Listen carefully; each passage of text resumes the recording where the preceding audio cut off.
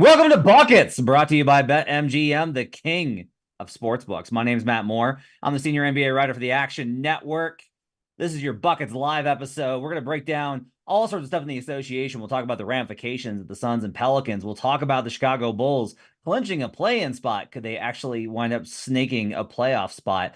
We'll talk about odds to miss the playoffs in the Western Conference, and we'll talk about the imminent, but not immediate, return of one Joel Embiid and why I'm so bullish on the Philadelphia 76ers in the Eastern Conference. Want to let you know that today's show is brought to you by North Carolina's newest sportsbook, BetMGM. Use bonus code ACTION when signing up to get $150 in bonus bets when you bet $5 for new users in Arizona, Colorado, Illinois, Indiana, Iowa, Kentucky, Louisiana, Maryland, Massachusetts, Michigan, New Jersey, North Carolina, Ohio, Pennsylvania, Tennessee, Virginia, West Virginia, and Wyoming. Terms and conditions apply. Must be 21 or over. Gambling problem? Call 1-800-GAMBLER. I'm joined tonight on Buckets Live by Brian Fonseca, a.k.a. the Heat Sympathizer, and Michael Fiddle. So I got Fonseca and Fiddle. So I decided to call this show the F-Bombs. So that's what we're going to be calling this one on tonight's show. Glad to have you guys with us here on a Monday. We're going to break down all sorts of stuff.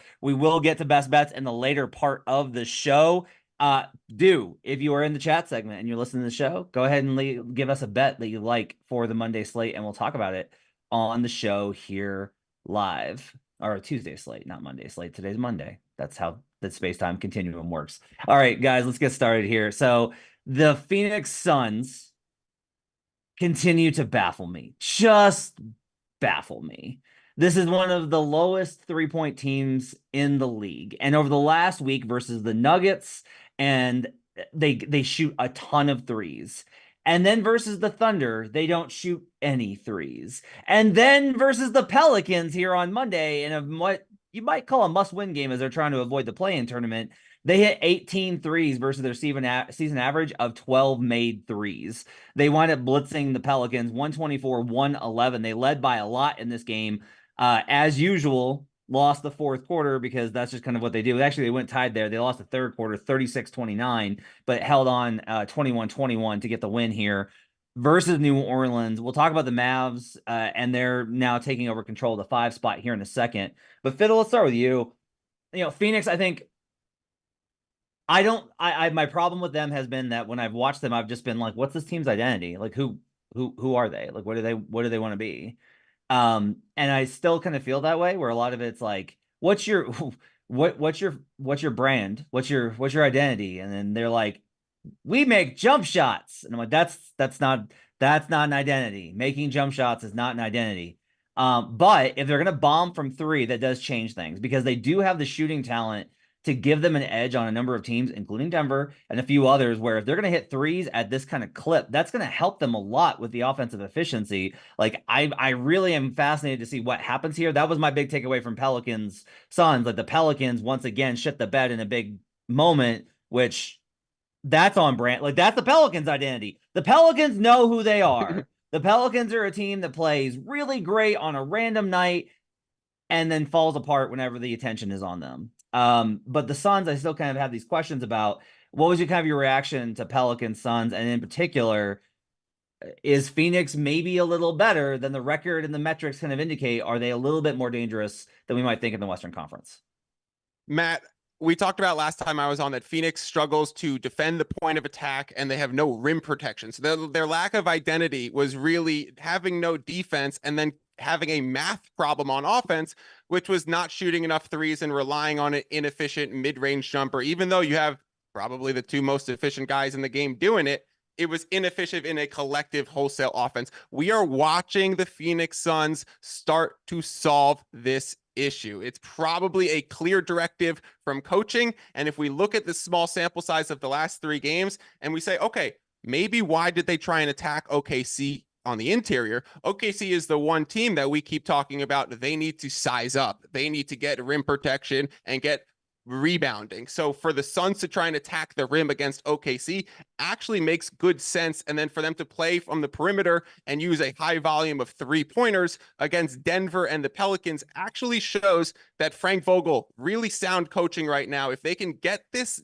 defense together, they have the 3-point shooters. And it's not just Beal, Durant, and Booker. who went absolutely crazy tonight. Book was on fire. But you have Grayson Allen shooting 47% from three, and he's not just a spot up shooter. He can reset off the dribble. You have Eric Gordon, who can do the same. You brought in Royce O'Neal at the trade deadline, who is willing to shoot the three and try and make the defense respect him. So you are seeing that these lineups and these rotations that the Suns are playing are finally willing to air it out and run and gun. And I think it bodes well for them to hopefully squeeze out of this play-in race, but definitely going to be one of the scariest first-round opponents.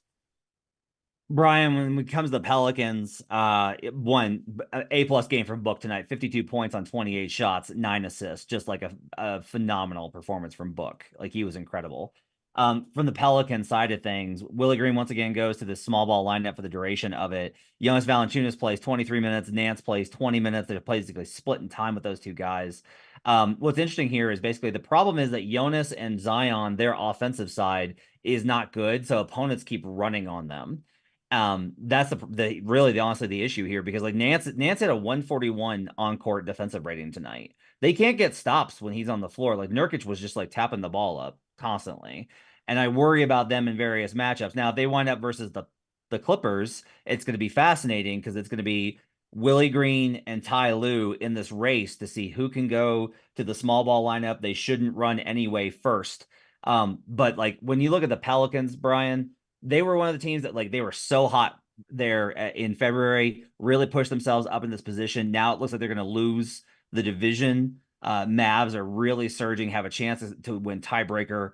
Pelicans are sliding back now. How bad does this get for New Orleans? And are they going to be a team? Does it just entirely depend on how good of an opponent they play in the first round to see whether or not they can hang in that first round? I've gone round and round on New Orleans and don't know what to make of them. Yeah, a lot of the West is just matchup dependent to me, is the cop out answer. For the Pelicans, I mean, this is why I have a hard time buying in on them fully, as much as I like this team. Like, I always think, man, there's something there. They can be something special in terms of giving other teams in the Western Conference problems. And then, as you said, once they feel like they're finally turning the corner, you get one of these. And I'm tired of the small ball lineups in New Orleans. Like, I'm tired of watching Jonas Valanciunas play 22, 23, 24, 19, 18 minutes sometimes, not starting in the second half, which has happened numerous times. Basically since Larry Nance Jr. has come back. Larry Nance Jr. has been like their small ball center. It's a look that, Willie Green prefers to go to for whatever reason. I don't feel like it's been yielding the results that he thinks it does. And in this matchup in particular, like, if you're going to throw a center on Yusuf Nurkic, Jonas Valanciunas probably makes a lot of sense. And Nurkic had 19 and 19 tonight, which is another factor in the Suns winning this game. Like, I'm just tired of the small ball lineups, and I get that they're going to move on from Jonas Valanciunas at some point. Like, conventional wisdom would suggest, yes, this summer they're probably going to do that. Get somebody who can play better than Larry Nance, but a small ball-ish center who would, in theory, clear the runway for Zion Williamson and whoever else is still on this roster, right? That's all well and good. But as it pertains to this year, I mean, look, I still think they're going to be a matchup problem for a lot of different teams, but they're capable of having these sort of duds. And the issue is there's a level of playoff inexperience there that is going to reveal itself if they do, in fact, face the Clippers, for example, in the first round, if they're able to hang in on that 4 or 5 spot, assuming that's where it would be. It'd be more interesting to me what happens with them if they were to face Minnesota. I think that's a very interesting series because there's going to be a lot of pressure on Minnesota to sort of justify what they've done all regular season long. And the Pelicans wanted to make that next step. Like, this is a sort of I don't want to say two franchises who absolutely need this in like a dire way or they're blow it up, but they do absolutely need to see some sort of playoff success to justify the direction that they're going in. So big picture for the Pelicans, I mean, this is kind of worrisome. And then on the flip side with the Suns, like, I guess they're figuring things out, but they could wind up with the 7th seed at the end of the day and then face the Denver Nuggets. And I'm not going to feel great about them there either. Sun's schedule is just brutal. It's just so tough. And like, look, maybe this is just a thing where it's like, I always kind of go counterintuitive at this time of year, especially when it comes to the schedules, because when I started doing like playoff picture and stuff like this 10 years ago, it was like, I was like, oh, this team's definitely going to get this spot because their schedule is easy. And then that team like just lost a bunch of random what the fuck games. And then I'll be like, oh, this the other team is definitely not going to make it because their schedule is nightmarish, and be like, no, the other team didn't care, so they won a bunch of games. And so I do think it's a little bit random. One thing that's interesting in the market right now, West play-in tournament odds, the Warriors are minus 1,600, the Lakers are minus 1,400. That makes sense. The Suns are minus 10,000, the Kings are minus 10,000, the Rockets are plus 700. Pelicans are not on the board, at least at one spot in the market. So, we'll see if that changes. I do think it's like possible that one of these teams could sneak out. Everyone kind of buried the Kings when they came down with the injuries from Malik Monk and Kevin Huerter, but look, that's a rallying point. It hurts you long term or hurts you playoffs, but that's a rallying point, I think, for the Kings. So Fiddle, I am going to be kind of like curious to see how this kind of shapes up. I don't know that there's a lot of value because I think it's kind of random at this point. All I kind of know is like the Lakers are going to be in the play-in. That's it. Like that's all I know. Is like the Lakers are going to be in the play-in. Everybody else, I'm like, I don't know. The Warriors could lose out, and the Rockets could get in. Oh, I don't know. The Suns could climb out of it, or the Kings could. What do you think about in terms of the Western Conference play-in tournament and what it's going to look like? Who's getting those playoff spots? It's interesting that you say New Orleans isn't even listed. I wonder if you could find them elsewhere in the market and see what that nice plus odds is to slide down, because they play Phoenix, Orlando, Sacramento, the Lakers, and the Warriors all in their last 7 games. So you get 4 teams in that playoff race with them that if they're handing L's and the team right behind them is catching up, that's going to be a little bit scary for the Pelicans. Ultimately, I do think we get the Pelicans in, we get the Suns in, we get, I'm going to say the Lakers end up taking the Sacramento Kings spot, and Steph and De'Aaron Fox in the North Cal are sitting at home together. Lakers right now, no plus 115. They're still minus 152 in one spot in the market to make the postseason, which is, I agree. It's kind of like what I'm expecting, but it's also interesting. It is really funny that basically like the Lakers have been this mid team all year. They're in 9th, and yet everyone's like, oh yeah, the Lakers getting in. Like you're pricing them above a 50% implied, right? You said it's minus 150 or something. So you're pricing them well above that 50% mark. And then they're going to have to play a play-in game in crypto against the Warriors, most likely, or Houston. The Warriors in crypto, that's like a 45% chance. And then you get them where the Lakers have to go on the road to whoever loses in the 7-8. I would not put this above 50%, even though it's ultimately the way it goes. Yeah. And that's what's funny is it's like, no probably holds value. Yeah, so well, that's what's funny is it's like, do you think this would you bet this? No. Do you think it's going to happen? Absolutely. So that's I might bet no while thinking yes. Bet no, thinking yes. Yeah. Elsewhere, let's flip over to the Eastern Conference because he's back. Not yet, but he's back. Joel Embiid not going to play. He is listed out on the injury report for Tuesday's game versus the Thunder. Now, I will say that I'm not going to be like, oh my gosh, if he goes to doubtful or questionable on Tuesday morning. It just that's how this was always going to kind of go. Tim Bontemp talked about this on the Hoop Collective podcast. If you've been listening to Buckets, you know I've been talking about this Embiid stuff. I want to get bounces off of Brian and Fiddle just to kind of talk about it more. Embiid likely, I think, to return on Thursday versus the Heat. That's it's an important game. would really help to win that one versus a non-con game versus the Thunder, even though this would be a very good warm-up game because Chet can't do anything with him. Brian, I will say I am more optimistic on what Embiid's going to look like. And the reason I am more optimistic is I talked about this on the Sunday night episode. He was like listed as, he wasn't listed. There was talk that like he traveled with the team with the idea of like, if he woke up one day and was like, hey, I feel good to go, that he could have played, which means that he is past the point of, if I absolutely have to, I can play. And we are just into, I feel comfortable returning. That means he's probably a little further along in recovery than we honestly anticipate. Now, I'm not saying he's going to be 100%. I'm not saying he's going to be 90%. I'm not saying he's going to be 80%. But I do think we're going to get like 75% Embiid. And that is still a really great player. And with this team built around him, I like this squad very much. They're going to be a bet for me. I am really interested in what the market's going to do on a game-by-game basis. Like, do you immediately snap back to their power rating that they were at before he went down? Do you go somewhere in the middle between what you have them power rated now and what that number was? Do you just add in the whatever the book has you marked at as the number for Embiid, which depending on who you talk to is somewhere between 4 and 6. I have it 5.5. So like I'm very curious, Brian, as far as like if he returns versus Miami, what's the spread? And then I'd love to get your thoughts kind of on what you think about the Sixers. We could talk through why I think they're such a good bet in the East. The spread will probably depend on what happens between Heat Knicks on Tuesday. I think it'll be close regardless, but I think with Philly, yeah, you've taken some futures on them, which the amount of futures has surprised me. I'll say that much. Given, I mean, for me, it's a confluence of things. One, Joel Embiid is returning from a meniscus injury as a 7-footer.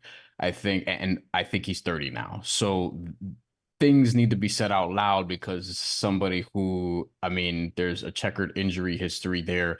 We don't know what percentage he's going to be. And on top of that, there's a ramp up period of only 2 weeks. And then all of a sudden you have to play very intense games. Hell, you're going to come back to a very intense game. And then you have the play in, and then you have the playoffs. And that first round series could be against the Celtics, who knocked you out last year. If Philly had a better playoff track record over the last few years, I'd probably feel better about them as this sort of sneaky team in an Eastern Conference that, as dominant as the Celtics look, I still feel like it's very wide open because we've seen the Celtics do this before. Maybe not to this degree, but we've seen them do this before and then not get to the finals even. So I think ultimately with the Sixers, I mean, they're going to be an interesting team that a lot of people are going to want to buy in on because of Joel Embiid's return. But Joel Embiid doesn't have, for me, the playoff track record where I feel confident in backing him, nor does he have the health history where I'm like, oh, okay, he's going to be good right away. Because if you're telling me he's going to be 70, 80%, 100% of Joel Embiid has had some shaky playoff moments over the last few years. So that's going to be my concern. That's not to say that they can't beat the Heat or the Pacers in like a 1-game play-in scenario and then see themselves facing the Bucks as opposed to the Celtics. But it's just a lot for me for a team that I thought would look a little bit better in different spots without them. And at other times they surprised me. So they're kind of run hot and cold in that regard. I think one guy this will hopefully help is Buddy Hield, who started off really well in Philadelphia and has since had this sort of weird stint after the first several games where he looked good. I think he's the guy for me. And when I wrote my X Factors pieces, he was the one for me with Philadelphia, where when Joel Embiid gets back, and it's going to be now, who will benefit from his presence the most, because that catch and shoot threat is something that Joel Embiid needs, something that team needs. And I think Joel Embiid could really get Buddy Hield going, who hasn't played a playoff game in his career, by the way. So that's going to be interesting to see how that goes. But I think that's going to be instrumental into how their sort of offense is generating chances to score in the playoffs and in these play-in scenarios. I think Buddy Hield should be a beneficiary of that, but I'm not buying in on them to make it to the finals. I'm not. So here's kind of the argument. One, I need the Cavs to get the third seed. I really need the Cavs to get the third seed. I don't want to deal with Knicks and Sixers because then I'm screwed because I've got futures on both those teams.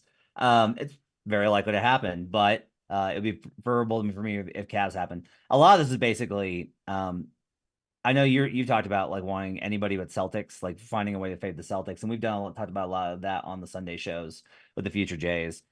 For me, I want to fade the Bucks. That's the team that I'm really like circled. I want opportunities.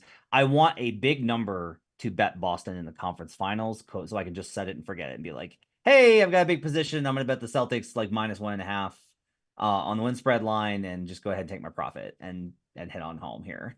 Because I do think that Milwaukee is not the most likely opponent for them to face.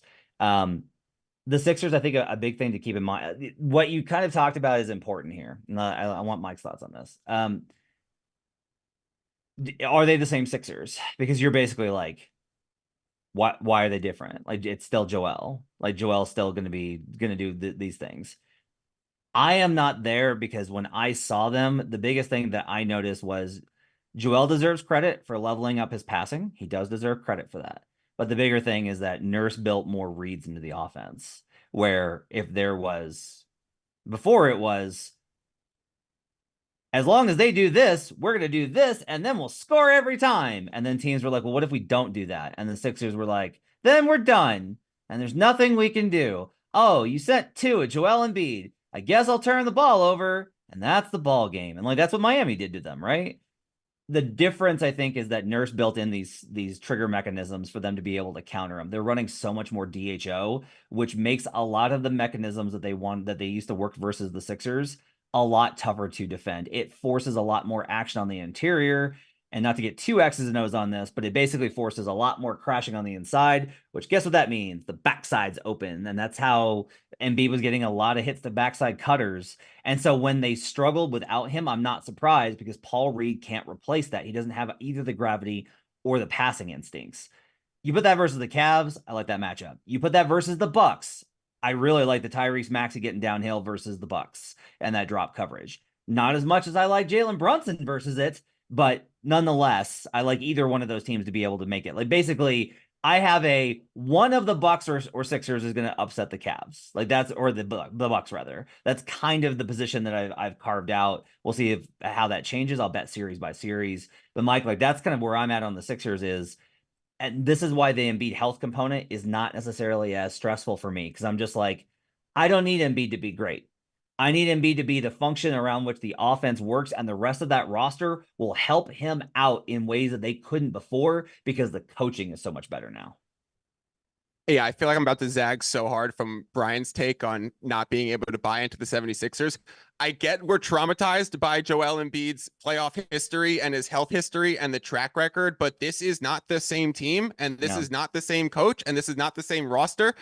And we're forgetting 3 months ago from declaring Maxey a second star, from praising how aggressive Oubre's been to actually praising Tobias Harris' aggressive rebounding and ability to get to the rim. Joel Embiid is going to be the tide that lifts all boats, where as soon as he is reinserted, we're not talking about Maxey is this efficiency dip and all that. We're not talking about Tobias Harris being invisible. We're rebuilding the ship that was so stable before Joel went out with a injury.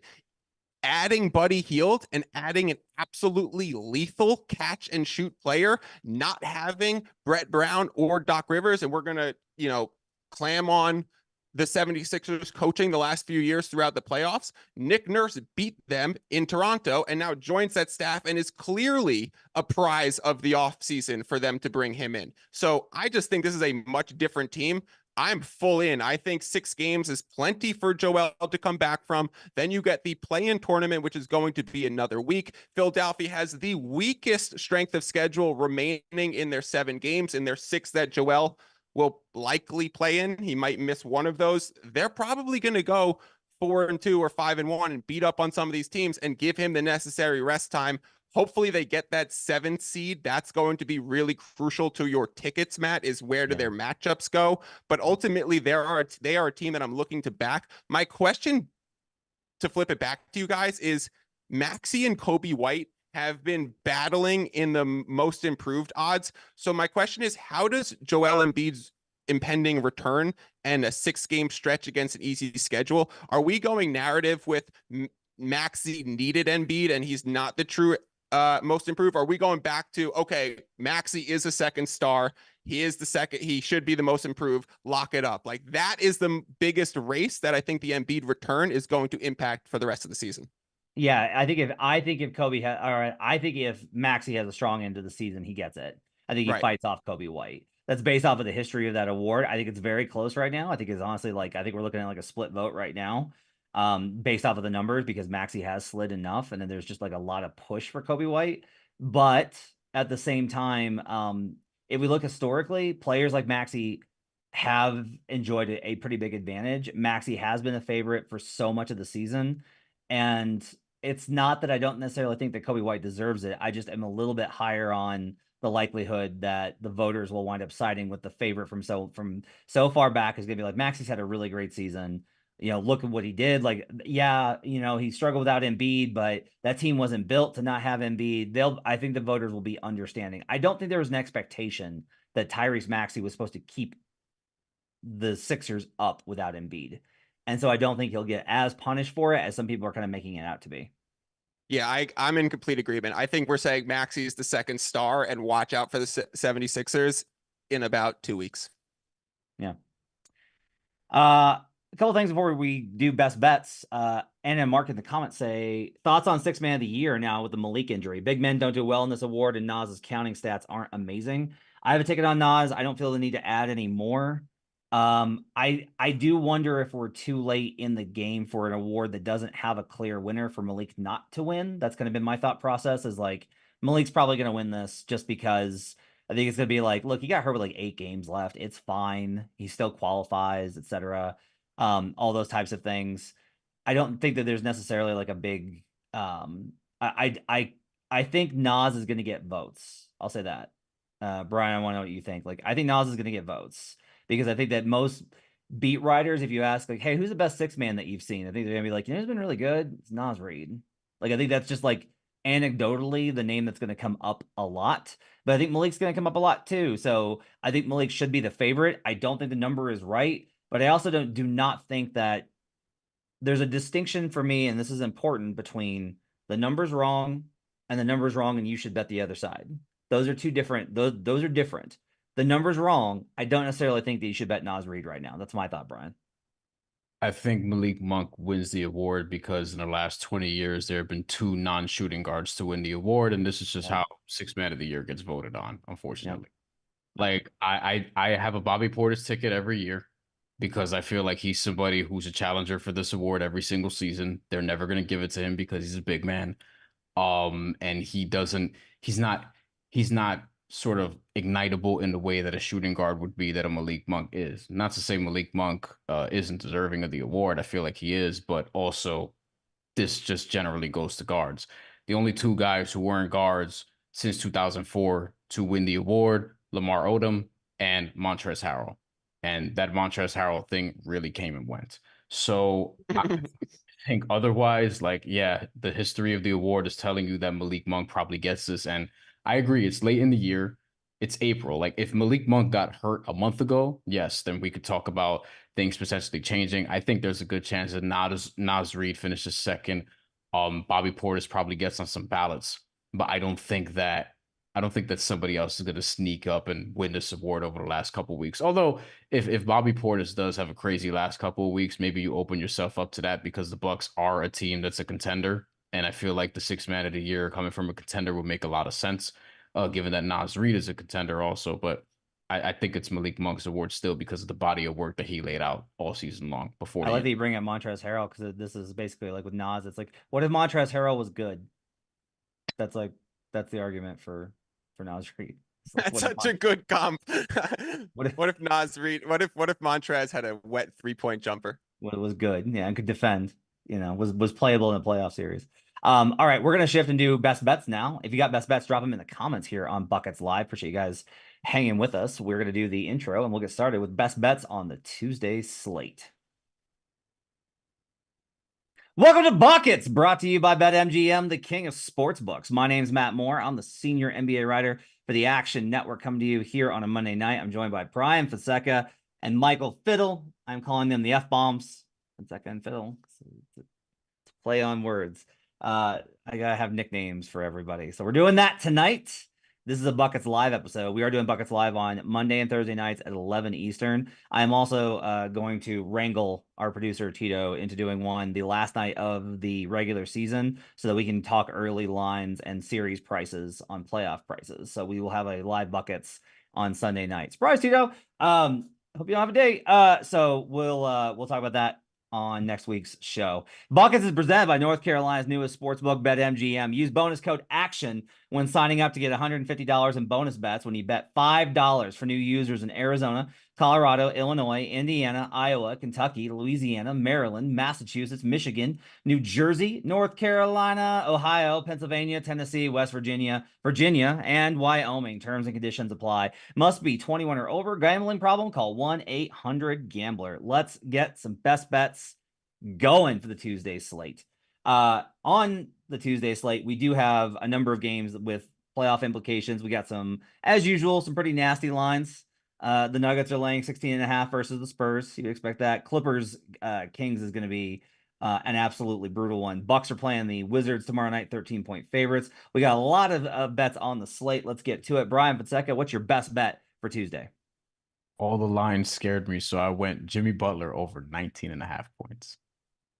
The Heat sympathizer I have just great, went. I have great reasons for The this. Heat sympathizer just went and got his blankie. And he was like, I'm just gonna hold my blankie and sit in the corner and take Jimmy over 19.5 instead of wading into this stuff. But I know Michael Fiddle, and I know he's got this market sharped out to hell. Fiddle, give me your best bet for Tuesday. Under 235, Mavericks, Warriors. Playable below 233.5. Okay. You taking the other one off the board? You got another one on my sheet here. I'll do Cavaliers at Utah Jazz over 211.5 as well.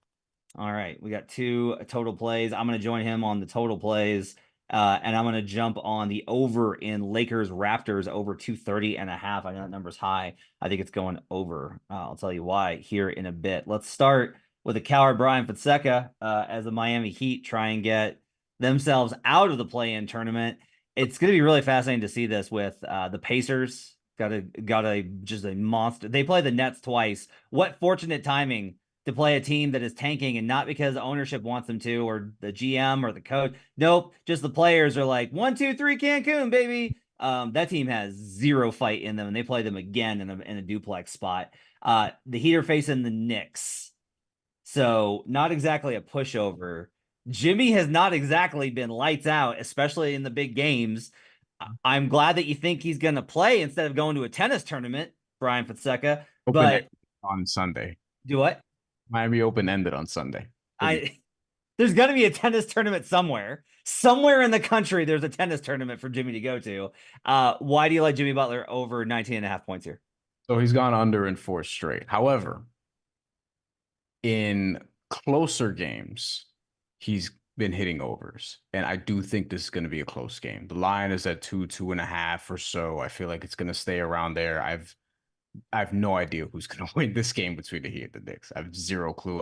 It's a stay away from me. Maybe I'll live bet it, whatever. But despite 4 straight unders, and he's only gone over this once in his last 7, he's gone over this prop in 10 of 11 and 12 of 14 games that have been decided by 10 points or less.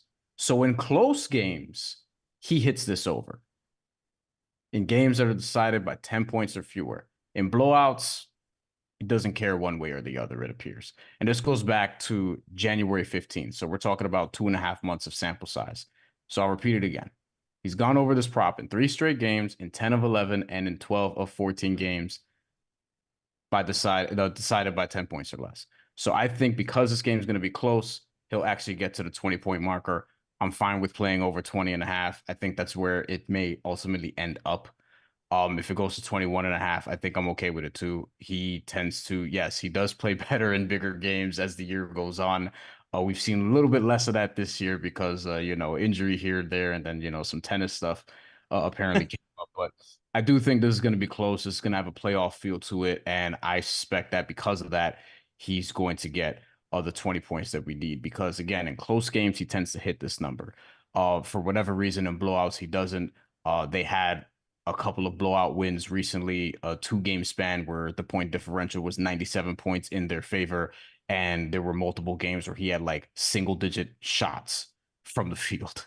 I don't think that's going to happen against the Knicks. If it were against the Blazers or the Wizards or somebody like that, or if they get blown out, maybe that won't happen. But I think this is going to be a close game, and I think Jimmy Butler goes over. I think it's an interesting side here just because it felt like for so long the books were reluctant to drop Jimmy's props based off of just like his history of being a monster and being like the guy. And it seems like he has fooled them by going so long without looking like playoff Jimmy that now they're finally like, all right, we'll lower it to 20. Maybe he's just washed. And now it's like, okay, now it's playoff Jimmy time. I respect the play. Even though it's predictable, that makes me like it more from you. I like that. It'll be very interesting to see here. I mean, I guess like I wouldn't say the Knicks have a great matchup versus them. I don't think that, like, they have some wing defenders, but not necessarily elite. It'll be interesting to see if Mitchell Robinson, he's looked like not fully healthy, but just having a big body. Isaiah Hartenstein, they've got good rim protection, so I'll be curious to see whether or not he can generate the kind of contact and fouls. Like that to me is the question: is like how much does he have in the legs for him to be able to draw fouls to get to the line to go over on this number? But it is a low number, so I do appreciate that. Phil, give me the cap on your plays. Let's start with the Dallas Golden State under 235 because we got a lot of comments in the chat section here on Buckets Live about this game. Yeah, so I think both of these teams are playing stellar defense right now. I think when you look at their season-long numbers, you're not getting the sample size that impacts the court team and the rotations that we're seeing. So Draymond missed a bunch of games, got ejected, 4 minutes into another game last week. With him back in the lineup, the defense has been stellar, and the Warriors are just okay playing two shooters and only two shooters. It has been pretty clear that they're willing to play with multiple non-shooters out there and kind of limit their floor spacing. They're just hopeful that Steph and Clay create enough gravity for everyone else. On the flip side of that, the Mavericks also shored up their rim protection when they brought in Daniel Gafford and PJ Washington. When you look at their defensive statistics from later season to the beginning of the season, especially recently, the Mavs defense has really shored up because Lively would often get in foul trouble, and then Kleber was injured. So they had no rim protection. Now you get 48 minutes of a guy who can set a hard screen and then run. Luka on offense likes to slow down the pace. He likes to use his size. He likes to read the half court sets. So I think this presents for a nice under opportunity. I'd probably even going to be looking to fade Klay Thompson in a points prop as well. I heard today from an analytics person that Daniel Gafford's rim protection numbers on the advanced stuff is like through the roof, that they are phenomenal, that like Gafford is killing it in terms of the rim protection, which that matches the eye test. I'm still just really curious about whether or not this team is actually playoff viable defensively. If they are, it makes a huge difference. It was funny because I said, like, I tried pointing out, like the Mavericks fans were touting their defense, and I was like, well, I mean, you're still 18th since All-Star. And then a fan said to me, well, yeah, but if you take out their losing streak, then they're eighth. Yes, and I was like, that's not how this works. Yeah. That's not how this works at all. You can't just be like, hey, in the games where they win, they're really good. Yes, thank you. Thank you for that brilliant analysis. But I do think that you're probably I think that there's enough signal defensively to believe that they are going to be able to be at least competitive, especially the fact that the Warriors offense sometimes it does look like it dies. One of the things I'm really curious about on the side on this one, and maybe that could impact the total too, is just like the Warriors look so small at all times. Like they just look so over outmatched. And now like the Mavericks are actually kind of big, like Gafford and Lively and Kleba and Powell and PJ Washington. Like they have genuine size, and Luke is actually not a small dude either. So I am kind of curious about whether or not they're going to be able to contain that. Do you have any thoughts kind of on Golden State's defensive sides trying to slow down the Mavericks onslaught? Is that for me or for Brian? Sorry, That's for me. you. I'm asking you to defend your take. No, I think, listen, I think the Warriors offense is just both sides of the ball. They're neither team is playing great offense right now, and both teams are playing great defense. It took the Mavericks a stellar run against the Kings and slamming a bunch of threes in the first game to be able to pull it out, and a big comeback in the second game in that back-to-back series. Now they're playing in Golden State in a makeup game, so it's kind of squeezed into the schedule. So I think the preparation and efficiency might dip a little bit. And Matt, the Mavericks defense needs to be recognized as we get into the playoffs, because the reason why they went to the Western Conference Finals 2 years ago was they put together that strong defensive run from like January to April in the same way that the Celtics did that season when they made the finals, end up losing to the Warriors, who we're talking about, to bring it full circle. But if this Mavericks team, who struggled against those Warriors, and that's why I won't be playing a side, even though I lean Mavericks. If they could put together the defensive chops that they had just a few years ago, they've proven to us that they could be a good enough team to make a playoff run, and I think we're starting to see it gel. They are, in the last 2 weeks, the third best defense over at Clean Glass. So they have put the work in and have been getting it done there. Mike in the comments is all over the Warriors here. He says, back on the Warriors of the sharp play tomorrow, but I would wait, fade the Mavs on their last game of a long road trip when their ladder on the market is the highest. Golden State gets it done at home. He says, I would wait on that play, though, because the public will back Dallas given Golden State's home record this year, and you might get a pick 'em by tip off. I don't think he's wrong here in that I do think the market's probably at a peak with Dallas. My problem is, like, on a power rating standpoint, I can't get anywhere close to this number just because my numbers are like not impressed with Golden State. Like, they're just very much like I do not care about Golden State. I still have this as Mavs favored on the road, so I can't get to any sort of spot where I can back them. I might put in a half play here on the Mavericks just because basically backing the Warrior or fading the Warriors mystique has been profitable for me this season, so I might get back in on that. But I do think it's gonna be a really fascinating game. Obviously huge for both teams as the Mavericks try and shore up the 5 spot. I don't know why they want the 5 spot. I would not want the Clippers. I understand the Clippers have not looked good for the last month. Don't want them either. Luka wants them. The Clippers don't want them either. No, Luka wants all the smoke. I think that they don't want to see him just because, like, yes, Luka's a pain, but I am kind of like, they did beat them twice. But like, if you're the Clippers, I think you'd rather play New Orleans. Yeah. I think you'd rather deal with New Orleans. I think you'd probably rather play New Orleans too, by the way. Yeah. But either way. I'd rather play the Kings. Yeah, that's who you want. That's who you want. You want the Kings. That's not gonna happen. I was high on Dallas. And I will say, with the fact that the Nuggets lost a tiebreaker and are very likely to end up third,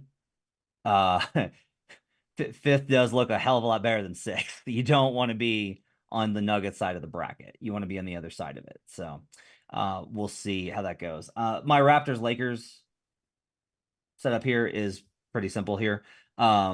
One, the Raptors have done very well in the specific spot versus teams where they average fewer turnovers than the opponent. That's actually been a spot for them to go over this season. When they don't lose the ball, they're actually 46-33 or not 46-33. They're one of the teams that go 46-33 to the over. They've hit at about 58% on the over this season in those spots when they face a team that averages fewer turnovers or more turnovers rather than they do. The other thing here is that the Lakers do tend to absolutely put up huge numbers on bad teams. They are a bully, and the Raptors defensively are a team that loves to be bullied. So I actually think this is more of a Lakers side cap. I actually may play the team total on this, but I am still leaning towards the over on 230.5 in Lakers and Raptors. One more play I want to ask you guys about. Brian, I want to get your thoughts on this one. In the chat, we had a question about easy square play on Giannis over points tomorrow. No Dame fighting for seeding, and the Bucks are playing the Washington Wizards, who I'm doing MVP writing right now, which means I'm watching every possession of Nikola Jokic, Luka Doncic, Giannis Antetokounmpo, and Shai Gilgeous-Alexander.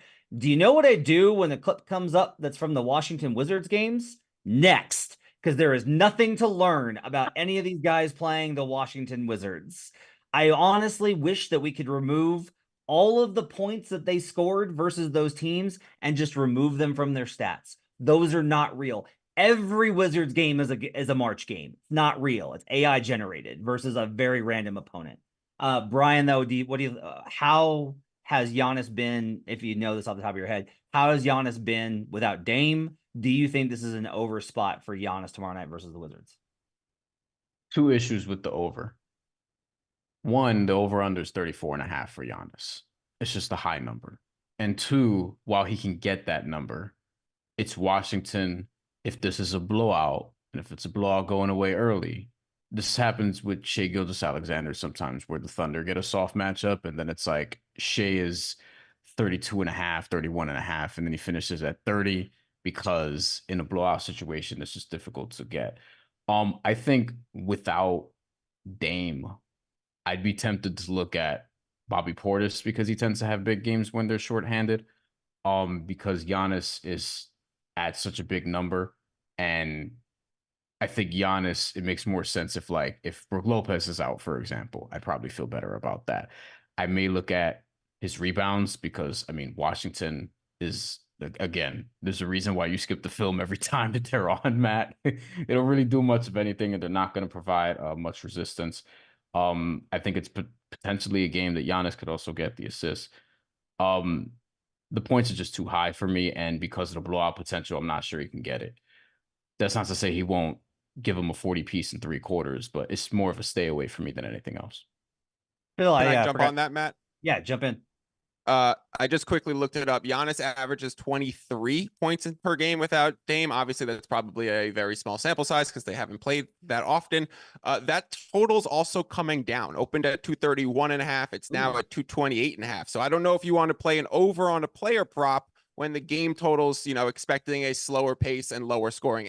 If anything, you'd want to wait and see if you end up getting a better number, or maybe the number stays the same and you end up paying less vig or getting even odds or something like that. Denny Avia, sneakily kind of a good defender. I don't know if he could handle Giannis, but I wouldn't be looking to fade the Wizards just because they're Tim McMahon's been calling them the Lizards because they have more L's than W's, and I love that. Pretty good. Fiddle, give me the cap on Cavs Jazz. I forgot to ask you about that one. Yeah, quickly. I can make it quick.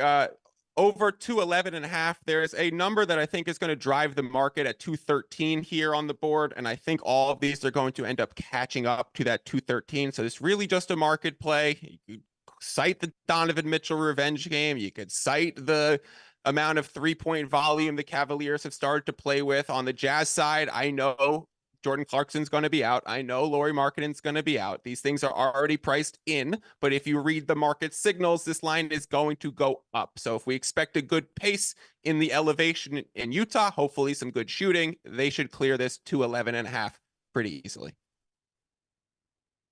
Love that cap. Love following the market, and you can do that in the Action Network app. Make sure to do that as well. In the Action Network app, you can catch Brian Fonseca and Michael Fiddle. Make sure to follow them both. They're both extremely sharp. Michael, what's the record on best bet plays in the over this last week? What are you on? 7-0? 7-0 right now. What did I give? 7-0. I gave 2 today, so we can just pretty much call it 9-0 at this point. 9-0 heater for Michael Fiddle. So make sure to check him out and follow him in the Action Network app. My thanks as always for Tito for putting the show together and producing. Appreciate my man Tito, as well as David Payne, our audio producers, getting us up on the podcast side. Appreciate you guys hanging out with it in the chat. Record numbers for us tonight. Excited for that as well. We'll be back on Thursday night. Sean Little and I'll break down all sorts of stuff related. We'll break down Embiid's maybe return. We'll talk about whatever's going on in the playoff races, how to find value, all that and more on the Thursday show. Back tomorrow night with Sean. We'll be on with Albert and Jay. You can check them out tomorrow night or tomorrow afternoon or tomorrow morning, rather, when you catch it. Thanks for joining us. We'll see you guys again next time. Till then, let's get buckets.